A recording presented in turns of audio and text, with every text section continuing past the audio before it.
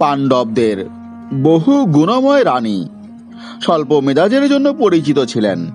তিনি প্রায় প্রত্যেককে বা সমস্ত কিছুকে অভিশপ্ত করেছিলেন, যা তাকে বিরক্ত করেছিল। এটি কুরু বংশ বা দরিদ্র নিরীহ কুকুরও হতে পারে। তবে সব অভিশাপের মধ্যে সবচেয়ে বিখ্যাত ছিল তার সৎপুত্র ঘটোৎকচের দেওয়া অভিশাপ।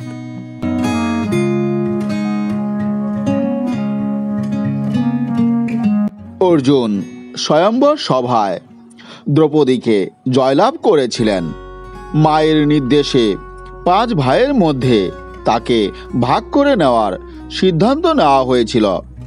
দ্রৌপদী কেবলমাত্র এই শর্তে এই ব্যবস্থার সাথে একমত হয়েছিলেন যে তার স্বামীর কেউ অবশ্যই তাদের ব্যক্তিগত স্ত্রী এবং সন্তানদের তার বাড়িতে আনবেন না এবং তাকে রানীর মর্যাদায় রাখা হবে।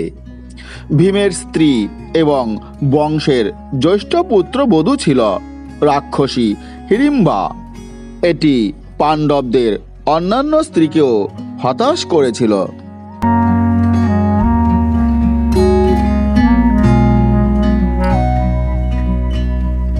একবার ভীম ও হিড়িম্বার পুত্র ঘটোৎকচ তার বাবার সাথে দেখা করতে আসেন। তিনি তার মায়ের অনুরোধে দ্রৌপদী ব্যতীত প্রত্যেক প্রবীণকে সম্মান জানালেন। ঘটোৎকচের এই ব্যবহারে দ্রৌপদী অত্যন্ত রেগে গেলেন এবং তাকে অভিশাপ দিলেন যে ঘটোৎকচ স্বল্পায়ু হবে।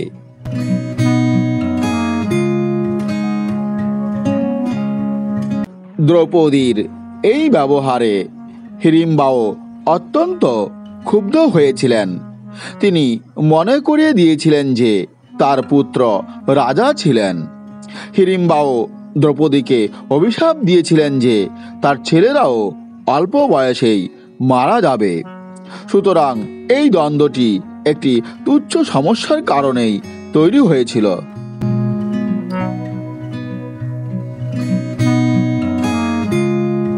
দ্রৌপদী একবার চম্বল নদীকেও অভিশাপ দিয়েছিলেন।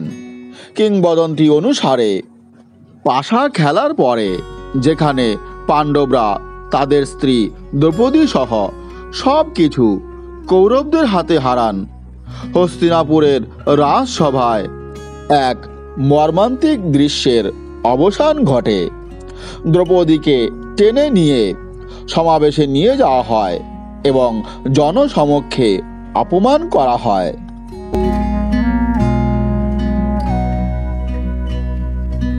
পাণ্ডব এবং কৌরবদের মধ্যে পাশা খেলার পর দ্রৌপদী চম্বল নদীকে অভিশাপ দিয়েছিলেন।